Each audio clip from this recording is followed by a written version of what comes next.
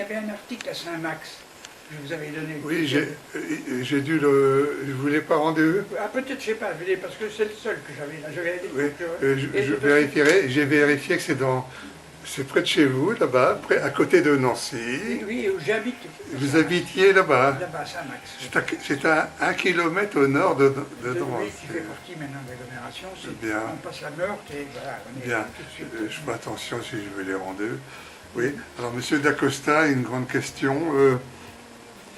Quand on parle de vous, Monsieur Dacosta, bon, c'est le tramway qui passe dans le centre, la conservation du pont, ça vous a occupé plusieurs années. Quelle était la problématique à l'époque parce que nous ne sommes pas du métier. Bien, écoutez, à l'époque, il faut dire qu'on avait hérité d'un projet qui existait et qui était toujours... la vision, c'était d'élargir la rue. Et si vous voulez... La rue Méchin. La rue Méchin. C'était possible? Et ceci dit, comment vous dites? C'était possible d'élargir la rue Méchin? Oh, ben, ça, ils avaient envisagé, même y compris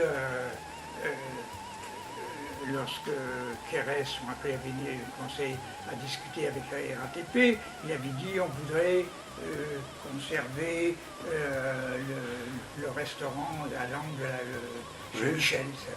Voilà. Et il avait répondu mais il n'y a pas de problème, on peut la déplacer. On peut garder l'immeuble et le déplacer, c'était des moyens techniques. C'est vous dire que eux, leur grande idée, c'était... Ceci dit, à l'avantage qu'on faut reconnaître, la municipalité avant, d'ailleurs, ce qui a conduit un peu au départ des commerçants, c'était, il y avait l'épée de Damoclès permanente, c'est-à-dire est-ce qu'on va élargir ou pas élargir. Or que la municipalité s'était opposée à toujours à l'élargissement de la rue Michel, avant. Hein. Donc, de ce point de vue-là, on a poursuivi, disons, cette idée qu'il ne fallait pas élargir. Hein. Et tout débat a porté là-dessus, parce que la RATP voulait à tout prix que le tram aille le plus vite d'un point à l'autre, comme il disait, hein, et nous on dit bon c'est un moyen de transport qui doit tenir compte de l'environnement, c'est pas ni ça n'est pas simplement un passage, et ça doit desservir là le centre-ville. Bon, c'était tout le débat. Alors, pourquoi le département était contre, était plutôt favorable à l'élargissement et à casser le pont, hein, parce qu'après on découvre ça après, la RATP était plus conciliante, parce qu'au final on a su, la RATP a considéré quand même à la fin qu'ils avaient gagné, coûté moins cher, faisant ce qui a été fait, et que de casser le pont. Alors, sauf que pour le département, l'entretien du pont est assez le département qui paye, et s'il avait cassé le pont, c'était la RATP qui payait. Ouais, ouais. Là, on voit aussi les administrations, je veux dire, comment des enjeux qui échappent à la population. Bon, alors, ils se basaient donc plutôt sur leur budget propre à chacun, plutôt que sur les intérêts. Mais quand même, et là, on a parlé là de Pommier, il y a eu, à la suite, là, avec Michel, et c'est à l'initiative de Michel, hein, je vais dire. Quel était son point de vue à l'époque, Michel? Michel, c'était de ne pas élargir, et en tout cas de garder le pont, conserver le pont, hein, c'était aussi. Techniquement, c'était possible? Voilà, c'était possible. Alors, parce qu'une première réunion, je me souviens, à la RATP, où il y avait beaucoup de monde qui s'en moquait parce qu'ils étaient au scène, ils venaient là, on mobilise je ne sais pas combien de cadres. En fait, il y avait, dans le débat, il y avait Michel et moi, hein, et puis il y avait les représentants du département et de la RATP. Tous les autres qui venaient des Yvelines, qui venaient, ils s'en foutaient totalement. Alors ça, vraiment. Donc ce qui discutait, c'était des points de vue différents. Et nous, bon, on dit, on est contre, mais on veut pouvoir réfuter les arguments de la démolition, et on veut qu'il y ait... Michel, qui a été habitué, disons, il avait travaillé au ministère de la Ville, comme ça, à certaines possibilités, donc moi je ne connaissais pas, je veux dire, et a donc dit il faut constituer un atelier d'urbanisme, il faut mettre en discussion avec la population, et il faut le financer. Alors, on a eu à la suite de ça une réunion à la préfecture où il y avait tous les partis et l'idée a été admise, ça doit être démocratique, et le préfet s'est assez vu et a dit, bon, alors, un tel participe, tel participe à l'auteur de temps, il est réparti, disons, une enveloppe qui permettait d'avoir un financement, qu'on a pu avoir, M. Le Gall, un ingénieur qui nous discutait les projets au point de vue technique, qui nous épaulait, on était épaulés par vraiment, un architecte qui s'appelait Armand Collin, veut dire, qui nous veut dire, et on a constitué l'atelier d'urbanisme que je présidais, et avec, et donc, et ensuite avec les réunions régulières de Michel, Le Gall, Collin et moi, et puis l'animation de l'atelier d'urbanisme avec la population.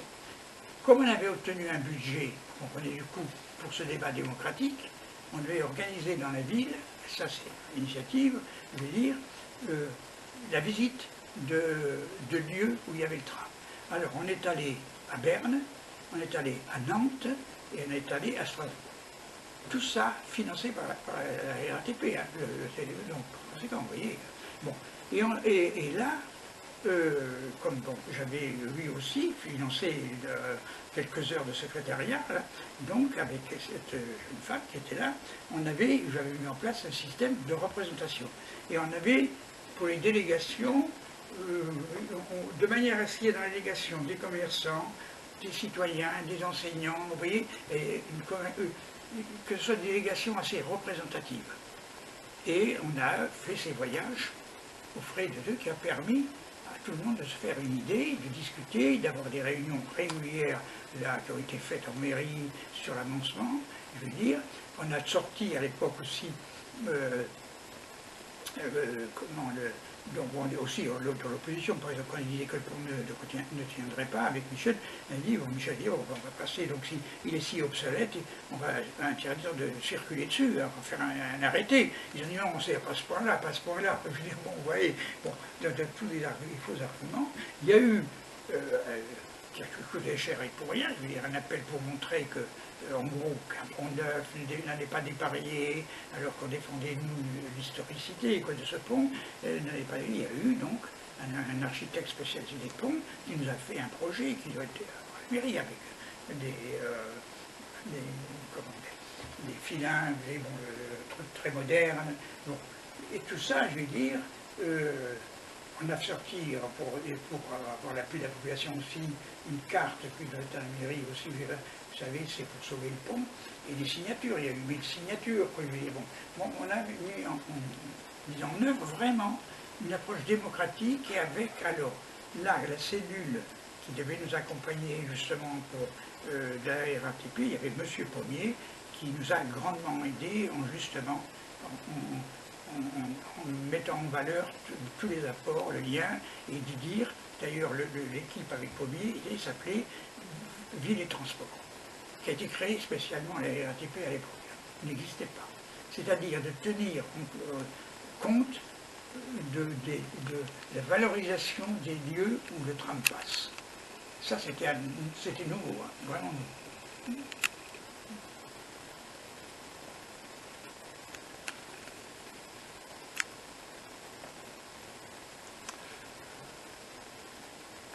Oui. Donc vous êtes parti avant l'inauguration du pont. Ah oui, largement, parce que je rappelle que Joël Flandrin, à un moment donné, au conseil municipal, m'a dit, je croyais que tu devais démissionner à mi-mandat. J'ai dit, écoute, tu m'excuses, mais c'est pour bientôt, puisque l'école va se terminer, ça sera un peu plus de 3 ans, mais je tiens mes engagements. Alors que donc mes amis me disaient, mais non, tu sais pas, tu restes jusqu'à la fin, reste jusqu'à la fin. Je dis non, un engagement pour moi, c'est un engagement. Il y avait une certaine fatigue, de lassitude. Vous aviez déjà plus de 70 ans. Oui, non, c'était... non, j'aurais pu... Bon, de faire 2 ans de plus, c'était dans les possibilités largement. Hein. Je veux dire, non, le respect, j'avais dit, à mi-mandat, je m'en vais. Vous aviez... Votre objectif, c'était de faire passer le tramway C'était de rénover la vie citoyenne municipale. qui je trouve s'endort pas mal en ce moment. Exactement. Vous pouvez définir ce que c'est que l'action citoyenne, c'est l'intervention des gens Pour moi, il faut, avec beaucoup, je pense, moi, dans les politiques, quelquefois, d'honnêteté, de sincérité, je crois, mais l'idée qu'on présente un projet que quand il est pratiquement abouti déjà, on joue à la marge. Et moi, je veux dire, il ne faut pas avoir peur d'être contré, il faut présenter une idée, un projet, dès son départ. Dès son départ, par exemple, on me dit on veut garder le pont et la moitié de la population en plus commence à dire non, il vaut mieux avoir un pont large. Bon, à ce moment-là, on affronte. Pourquoi? Il y a un débat réel sur l'enjeu, vous comprenez, et non pas sur quelle dorure on met à la fin. Oui, oui. De où viennent ces idées de développer citoyenneté chez vous, la démocratie participative? Toujours, ça a été toujours parce que, si vous voulez, en gros, même comme de mes contestations au Parti communiste, c'était ça. Moi, le rôle du Parti communiste sur les lacs d'Élie, comme ça, moi, je suis dit en Lorraine, sans le Parti communiste, il n'y aurait pas eu ces avancées pour la classe ouvrière, parce que c'est clair que, pour moi, dès l'enfance, j'ai vu le rôle qu'a joué le Parti communiste dans la vie des ouvriers, vous comprenez. Voilà, donc le Parti communiste, pour moi, c'était un outil pour faire avancer la démocratie. Et à partir du moment où ce rôle-là lui échappait, il ne le faisait plus, je veux dire, il devait être modifié, comme on parle aujourd'hui. Aujourd'hui, on parle, il n'y a plus de parti, mais personne ne sait, parce que comment on désigne celui qui va être représenté, voilà. Bon, c'est-à-dire qu'aujourd'hui, on sait ce qui est en train de mourir, mais on n'a pas encore trouvé vraiment ce qu'il faut pour l'avenir. Et l'avenir, oui. On est à quelques semaines des élections. Comment vous voyez l'état de la société, de la démocratie, la fin de la Ve République? Êtes-vous inquiet ou on parle de l'avènement peut-être de Madame Le Pen à la tête de l'État et tout ça? Dans quel état d'esprit êtes-vous là actuellement? Mais, écoutez, c'est difficile. Moi, je reviens toujours aux données de fond. Quelles sont... comment toutes les mutations qui sont nécessaires que la vie, qu'aujourd'hui la nature, puisqu'on impose, il faut que ça aille dans le sens d'un progrès, une adaptation dans le sens d'un progrès et pas d'un recul. C'est-à-dire que, en gros, je suis hugolien dans ce sens-là.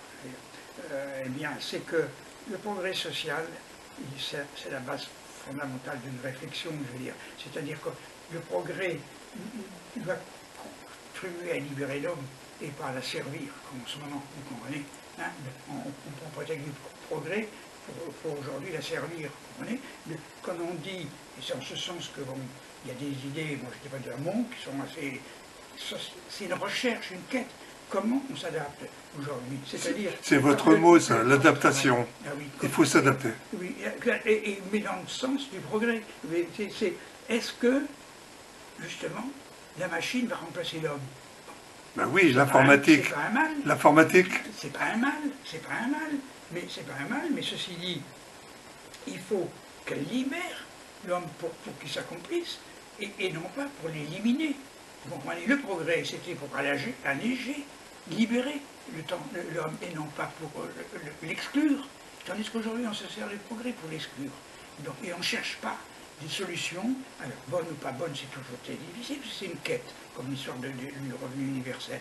Bon, mais c'est au moins une quête, c'est pas, ben écoutez, on va serrer les vis là, on va serrer les vis là, et ensuite, aujourd'hui constitué, moi, j'ai une horreur. Il y a un vocabulaire, il y a eu un vocabulaire révolutionnaire. Quand on parle de compétition, on rappelle ici Bruno Leroux. Mais qu'est-ce que vous pouvez parler de compétition? La compétition, c'est quoi? Être toute compétitive. Dès le moment où vous dites ça, c'est que je dois être en opposition avec les pays, par exemple, en Asie, ou des trucs comme ça. Je dis je suis compétitif, c'est-à-dire faire en sorte que je leur enlève du travail, ou comme ça. Et alors, où être compétitif, c'est eux qui vont être compétitifs parce qu'ils sont moins payés. On est en train d'opposer. Hein. On joue beaucoup aujourd'hui sur le racisme, je veux dire, pour Le Pen, par exemple, abusivement. Parce que c'est vrai, qui est chez Le Pen, le racisme, c'est l'exclusion de l'autre. Mais la compétition, c'est aussi l'exclusion de l'autre. Vous comprenez? Et quand je vois des gens qui se présentent socialistes et autres parlent de compétition, je dis, mais c'est une aberration, vous comprenez? Bon, j'ai entendu Valls ce matin encore. Alors, on est des bricolages, ce qu'on appelle des bricolages. Moi, je pense. Après, il y a des questions d'hommes. Mélenchon n'est pas pour moi le plus sympathique, mais je veux dire, puis je ne vois pas très bien, mais sur les questions de fond, c'est lui qui a le plus raison. C'est lui qui remet en cause justement comment on rebat les cartes. Parce qu'il met l'homme au centre de tout, non? Au centre de tout, oui, et comment on rebat les cartes compte tenu aujourd'hui de la mondialisation, compte tenu de la nature, l'écologie qui s'invite aussi dans la discussion, hein, c'est-à-dire la nature s'invite, on ne peut pas lui faire se porter n'importe quoi, la nature. Donc il y a une redistribution des cartes, il y a une nouvelle constitution à faire, donc sur le fond, pour moi c'est Mélenchon qui a le plus loin, disons, hein, par rapport à mes aspirations. Mais on joue surtout maintenant à duper les gens sur la crainte de Marine Le Pen. Or, c'est eux qui nourrissent Marine Le Pen. Pourquoi ils le nourrissent? Parce que tout simplement, elle joue sur le fait que leur politique a marginalisé beaucoup de gens.